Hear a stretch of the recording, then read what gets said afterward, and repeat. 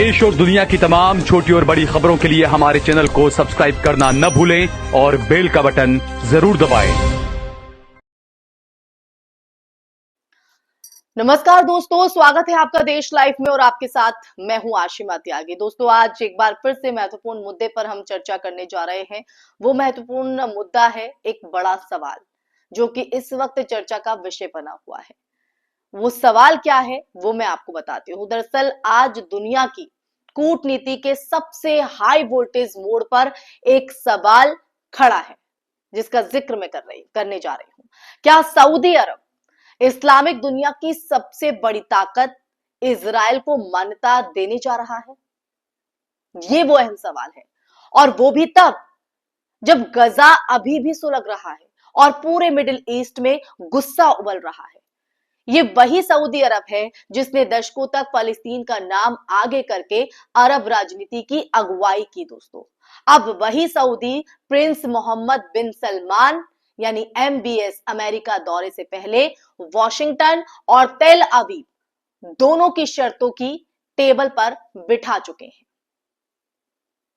यानी पहली बार रियाद सिर्फ डील का हिस्सा नहीं बल्कि डील की शर्त लिखने वाला पक्ष बन गया है।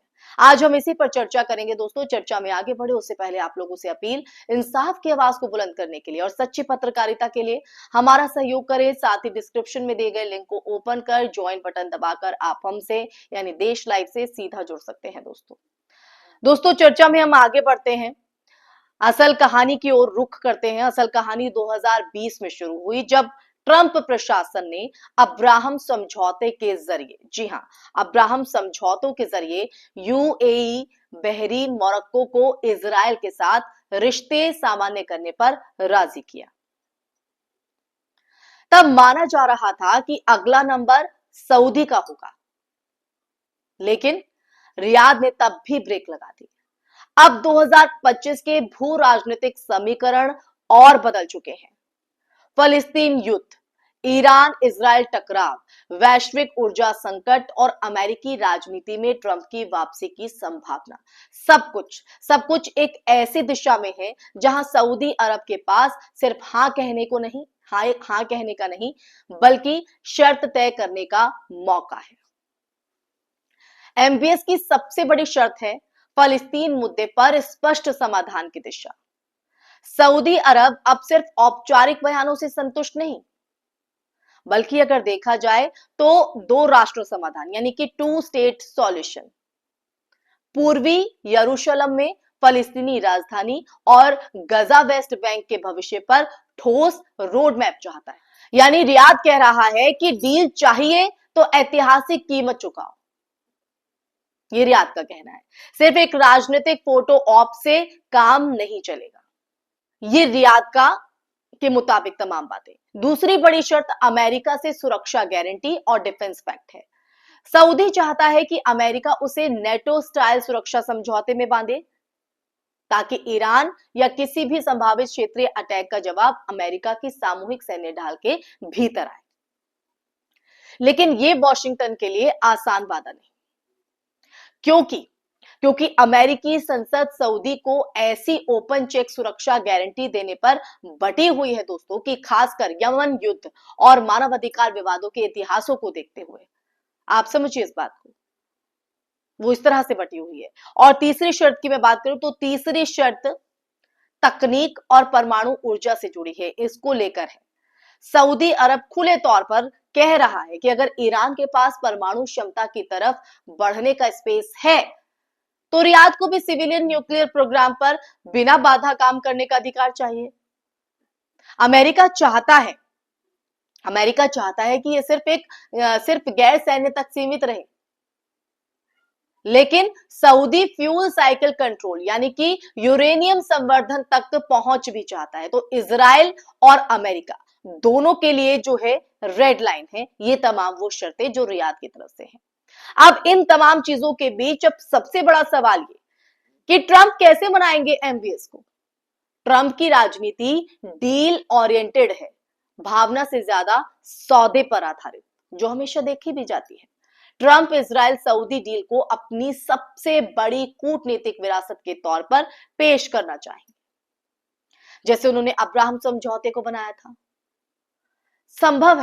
संभव है कि ट्रंप फलस्तीन मुद्दे पर प्रतीकात्मक रियायतें यानी सिंबॉलिक कंसेशन दे, यानी गजा के पुनर्निर्माण फंड का नेतृत्व सऊदी को दिलवाएं और डिफेंस डील में बड़ी छूट जोड़ दें। लेकिन इन सब के बीच क्या ये एमबीएस के लिए काफी होगा? यही पूरी कहानी का ट्विस्ट है दोस्तों, क्योंकि मोहम्मद बिन सलमान यानी एमबीएस अब वो क्राउन प्रिंस नहीं जिन्हें दबाव में बनाया जा सकता है। वो विजन 2030 यानी 2030 ऑयल इकोनॉमी से शिफ्ट, चीन रूस के साथ नए समीकरण और बहुध्रुवीय दुनिया के खिलाड़ी बन चुके हैं।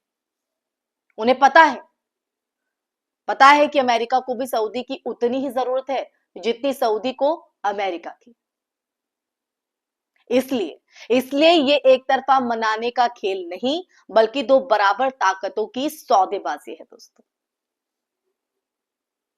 तो ऐसे में गलत नहीं है, निष्कर्ष साफ है। सऊदी अरब इजराइल को मान्यता दे भी सकता है और रोक भी सकता है, क्योंकि मामला बराबरी का है। लेकिन इस बार जो कीमत है वो रियायत तय करेगा, रियाद वॉशिंगटन नहीं। ये डिप्लोमेसी का वो क्षण है जहां मिडिल ईस्ट सिर्फ बदल नहीं रहा बल्कि नए नियम लिख रहा है। और अब असली सवाल ये नहीं कि क्या सऊदी इजराइल को मान्यता देगा, सवाल ये है कि किस कीमत पर, इसकी कीमत क्या होगी। क्योंकि इतिहास में अगर देखें तो दोस्ती भी हितों से बनती है और दुश्मनी भी समझौतों से खत्म होती है। लेकिन इस बार सौदे की कलम किसी और के हाथ में है, यानी रियाद के, वॉशिंगटन में नहीं। अब इसमें क्या निकल कर आता है, क्या तस्वीर उभरती है, किसका पलड़ा भारी होता है, ये देखने वाली बात रहेगी। लेकिन साथ ही इस चर्चा में फिलहाल के लिए बस इतना ही। ये चर्चा आपको कैसी लगी दोस्तों, कमेंट बॉक्स में कमेंट करके जरूर बताइएगा। साथ ही इस वीडियो को ज्यादा से ज्यादा शेयर भी कीजिएगा और हमारे चैनल देश लाइव को सब्सक्राइब भी कीजिएगा, ताकि आपका जो सहयोग है वो हमें इतना मिले कि हम सच का जो संवाद है उसको और विशाल बना सकें और ज्यादा से ज्यादा लोगों से ये संवाद साध सकें। इसी के साथ आप लोगों से इजाजत लेना चाहूंगी, फिर हाजिर होंगी कैसा ही मुद्दा लेकर सच के संवाद के साथ। तब तक के लिए अपना ख्याल रखिए। जय हिंद, जय भारत, नमस्कार।